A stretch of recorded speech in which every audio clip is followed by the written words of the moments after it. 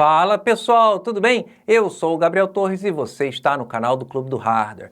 A gente já falou aqui sobre a porta serial, a gente já falou sobre a porta paralela, a gente já falou sobre a porta de joystick. Chegou a hora da gente falar sobre as portas PS2, que são as portas para teclado e mouse. Então a gente vai ver por que elas surgiram, por que elas têm esse nome e por que elas continuam sendo usadas até hoje.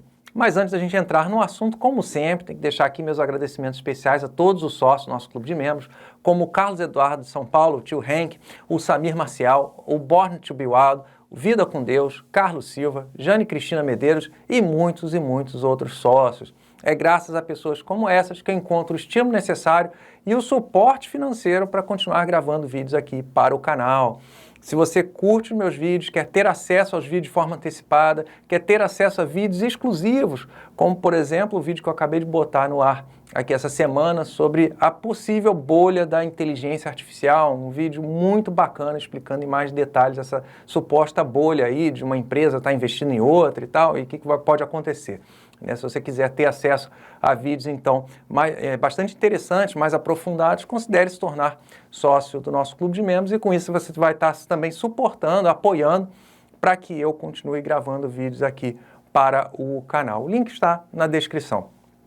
Pois bem, antes da gente falar sobre as portas PS2, a gente tem que falar como era antes das portas PS2 surgirem. Então, lá com o primeiro computador pessoal da IBM, IBM PC de 1981, o que acontecia? A gente tinha uma porta para teclado. O mouse naquela época era um mouse do tipo serial. Então, se tivesse um mouse, era instalado na porta serial, muito embora naquela época, em 1981, não existiam programas que usavam mouse, foi surgir alguns anos depois, o mouse para o PC. Mas, pois bem, então existia essa porta para teclado que utilizava um conector redondo chamado DIN.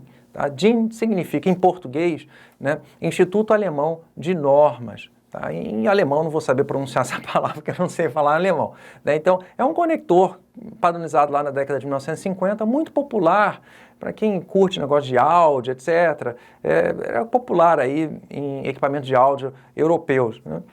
E, enfim, a IBM resolveu adotar esse conector DIN de 5 pinos, mais especificamente o modelo dele é DIN 41524. Tá? No computador seguinte da IBM, que foi o IBM PC XT de 1983, foi mantido esse conector. No computador seguinte, que foi o IBM PC AT, que introduziu o processador 286, 80286, ou simplesmente 286, de 1984, o conector também foi mantido. Tá? Mas tinha uma diferença técnica. O conector era o mesmo, utilizava o mesmo tipo de transmissão, mas a transmissão do AT em diante, do 286 em diante, era bidirecional. E no PC e no XT originais, a comunicação era unidirecional. Então, um teclado de AT não funcionava no XT e um teclado de XT ou do PC não funcionava no AT, apesar do conector ser idêntico e você conseguir encaixar um teclado de um no outro.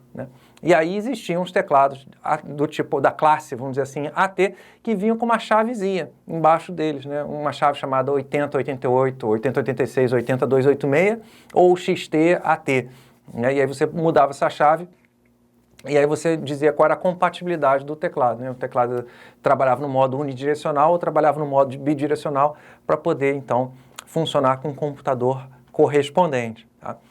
E aí o que aconteceu? Em 1987, a IBM lançou o sucessor lá do PC AT, que foi o PS2, Personal System 2. Era uma série de computadores com vários modelos. Tinha modelos que usavam o processador 8086, modelos que usavam o 286 e tinha um modelo topo de linha que usava o 386, o 80386, ou simplesmente 386, que era um lançamento. E aí, para essa série de computadores, a IBM resolveu mudar o formato do conector do teclado.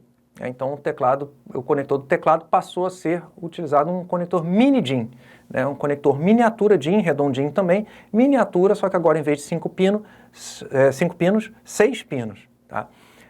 Eletricamente compatível com o conector anterior. Tá? Então, dava para instalar teclados antigos nessa porta, ou então teclados mais novos que usavam esse conector PS2 nas portas antigas, usando então um adaptador. Os fabricantes, inicialmente, não foram todos fabricantes que migraram para esse conector chamado PS2, né? PS2 por causa daquele computador, o conector miniatura, tá?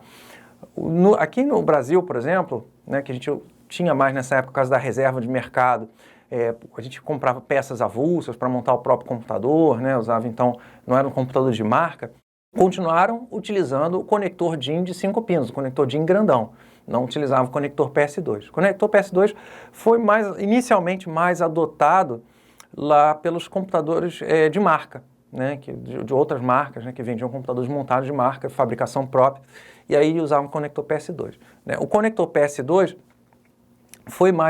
passou a ser adotado pelos fabricantes de placas-mãe avulsas a partir de 1987. Né. O que aconteceu em 1997? A partir de 1997, a Microsoft e a Intel se juntaram para fazer uma especificação para os computadores, mais especificamente para as placas-mãe, uma especificação chamada PC97, essa de 97, mas teve outras, 98, enfim, nos anos seguintes, quando tiveram outras especificações. Mas essa de 97 foi a primeira e foi a que tornou recomendado assim, que as placas-mãe avulsas viessem com as portas PS2. Né, tanto para teclado quanto para mouse, e padronizou a cor dessas portas. Antes as portas não tinham cor, antes de 97 elas não tinham cor. Né? Padronizou a cor lilás para o teclado e verde para o mouse. Então, por falar então um conector de mouse, como eu falei para vocês antes, vamos voltar aqui então para a década de 80, que a gente tinha eram os mouses seriais. Né? Então, o computador PS2 da IBM trouxe então esse conector específico para o mouse, né, do tipo PS2. Como eu falei para vocês, os computadores montados, placas-mães avulsas, que era o que a gente tinha aqui no Brasil, não vinham com esse conector PS2 para mouse, a gente usava aqui basicamente os mouses do tipo serial. Né? E aí o que aconteceu, né? A partir do PC 97, né, daquela padronização de 1997, as placas-mães passaram basicamente a vir com os dois conectores PS2, né, teclado e mouse. A gente viu que o conector PS2 de teclado era igual ao conector DIN grande, né, DIN de 5 pinos, né, só miniaturizado. Então dava para usar um adaptador tranquilamente, sem problemas. Mas o conector de mouse era um conector específico. Apesar dele utilizar a comunicação serial, o padrão não é o mesmo da porta serial. Vamos falar agora sobre os adaptadores que existem para converter a porta PS2 para USB ou serial, que é um assunto muito mal compreendido aí no mercado. Então existem adaptadores que vão converter a porta PS2 de teclado para USB e também existem adaptadores que vão converter a porta PS2 de mouse para USB ou então converter a porta PS2 de mouse para serial. Então vamos falar primeiro da porta de teclado. Como a gente falou, essa porta PS2 de teclado utiliza a mesma sinalização lá desde o PCAT de 1984, né? Só mudou o formato do conector, mas a sinalização é a mesma. O porta USB utiliza outro tipo de comunicação, outro tipo de sinalização completamente diferente. Tá? Esses adaptadores, então, de PS2 de teclado para USB, só converte os pinos da porta PS2 para uma porta USB, mas não converte sinalização, porque é um adaptador passivo, não tem nenhum circuito eletrônico ali dentro. O que isso significa? Isso significa que essa porta USB, que é convertida da porta PS2, não é uma porta USB. É uma porta PS2 com pinagem USB, com conector USB, ou seja, o conector que está ali é um conector USB, mas o sinal que está naquele conector USB é um sinal PS2, não é um sinal de teclado, não é um sinal USB. Então, para um teclado funcionar com esse adaptador, o teclado tem que ser duplo, vamos dizer assim. Né? Vai ser um teclado USB, beleza, que você pode instalar numa porta USB normal, e o teclado também internamente, ele tem que ser PS2, ele tem que saber, ele tem que entender a sinalização PS2.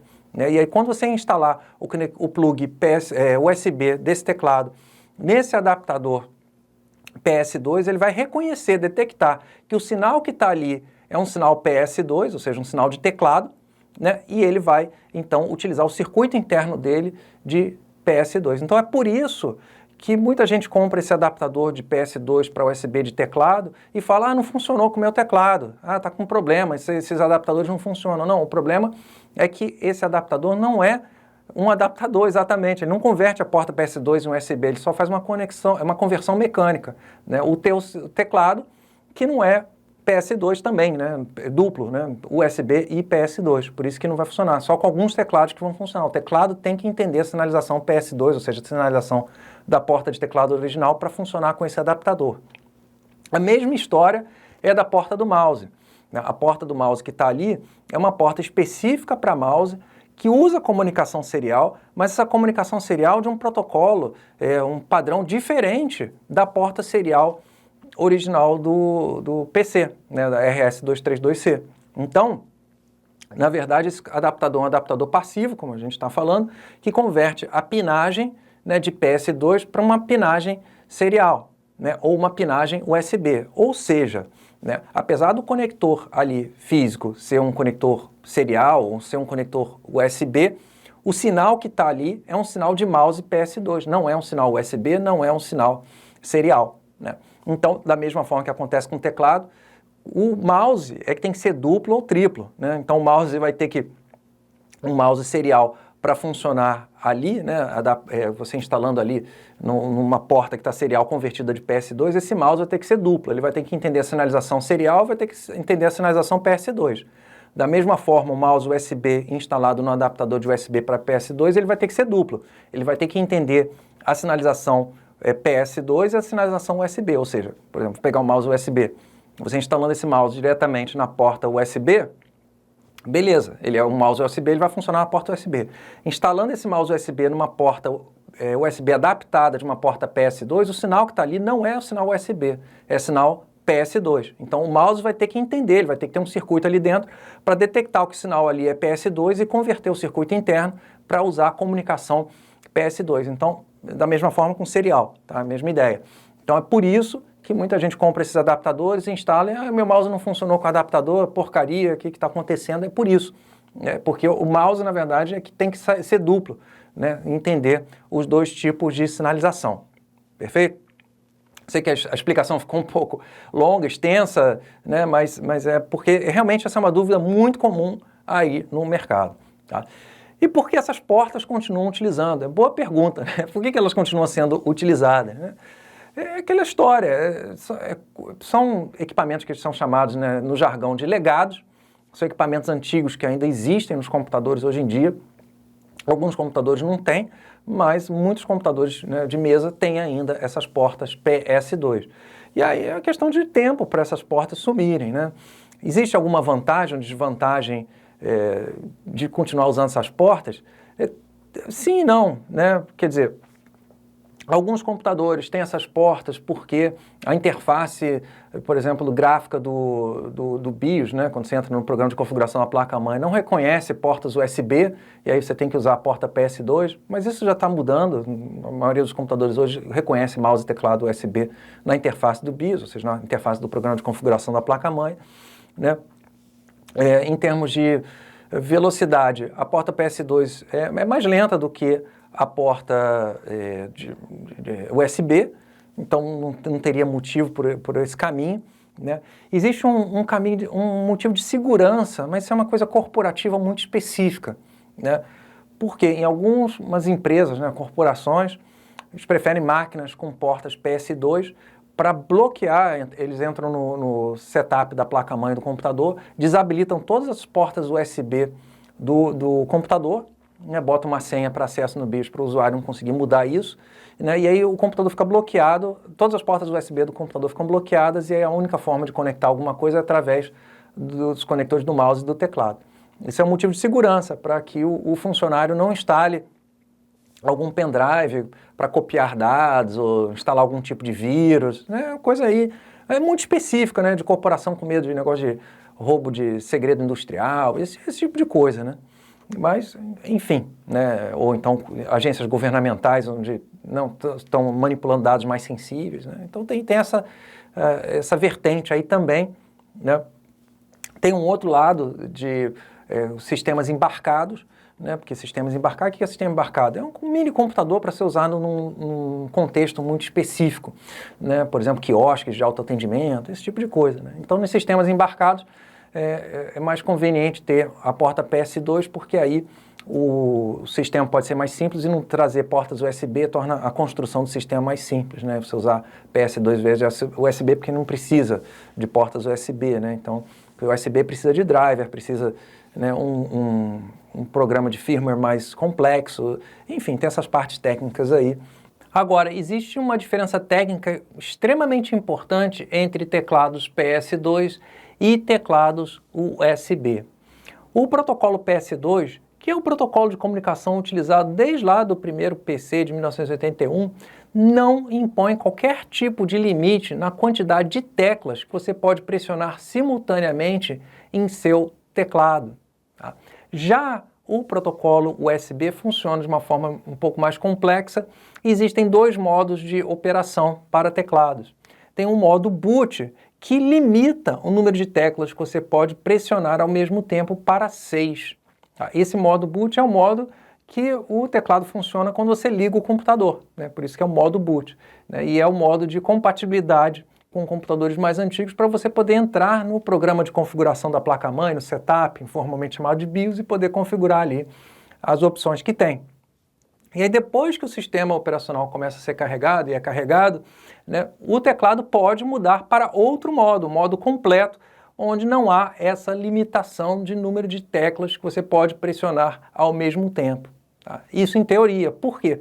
Os teclados USB mais baratos não têm esse segundo modo de operação, esse modo mais completo, né? Eles funcionam sempre no modo boot. E aí tem essa questão no mercado, o pessoal falando, né, os gamers falando, o teclado PS2 é melhor, que você não tem limitação do número de teclas que você pode pressionar ao mesmo tempo, enquanto o teclado USB tem essa limitação.